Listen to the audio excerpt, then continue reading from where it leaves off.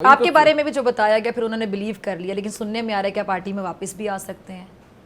نہیں سننے نہیں، آج جو یہ قرارداد ہوئی ہے پارلیمانی کمیٹی کی جس پہ انہوں نے مجھے بھی بلایا اور میں نے اپنا موقف کیا ہوا اس کا ذرا احوال بتائیں نا ذرا۔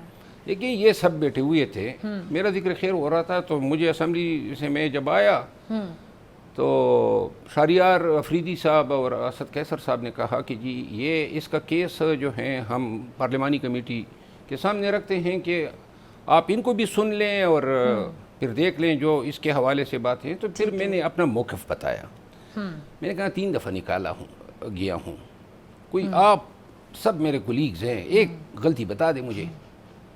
میں نے کہا ایک غلطی کوئی بتا دیں جو میں نے کی ہو یا جو ڈسپلن نام کی چیز کی خلاف ورزی کی ہو۔ پھر کیا بتایا گیا آپ؟ میں نے کہا جی فلاں شخص کو آپ نے جواب دیا، اب جواب نہ دوں؟ فلاں شخص کس کو جواب دیا؟ سلمان اکرم راجہ صاحب کو آپ نے جواب دیا، یہ اس کا چوتھا سٹیٹمنٹ تھا جس پہ میں نے پھر مجبور ہو کے جواب دیا۔ اب اتنا ہی اور یہ آپ برداشت۔ سے کس نے کہا؟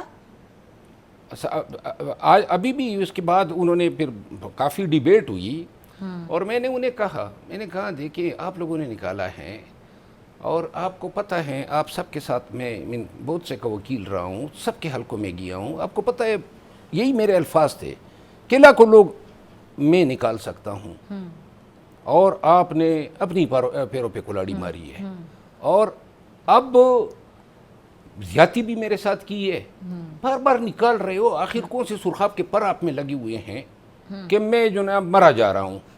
تو پھر آپ کو بلایا کیوں جا رہا ہے؟ تو میں نے نہیں دیکھیں ان کو ضرورت تو ہے، ان کو احساس بھی ہے کہ میرے ساتھ زیادتی ہوئی ہے، ان کو احساس بھی ہے کہ آپ کے ساتھ زیادتی ہوئی ہے، ان کو ضرورت بھی ہے کہ مروت صاحب کو پارٹی میں ہونا چاہیے۔ ہاں لیکن میں نے انہیں کہا جی آپ نے بس ایک گارنٹی دینی ہے کہ چوتھی بار نہیں نکالیں گے؟ نہیں کہ آپ نے زبان بندی کرنی ہے، کسی کو جواب نہیں دینا ہے۔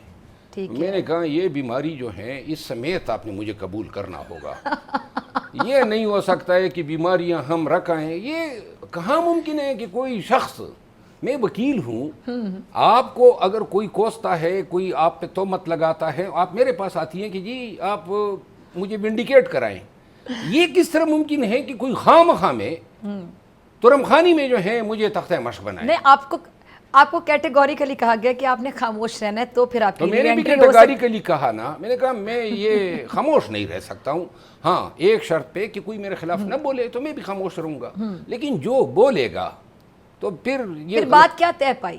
تو پھر انہوں نے لوگوں نے ہاتھ اٹھا لیے کہ بس ٹھیک ہے ہم ریکمینڈ کرتے ہیں اس کو واپس لے لیں۔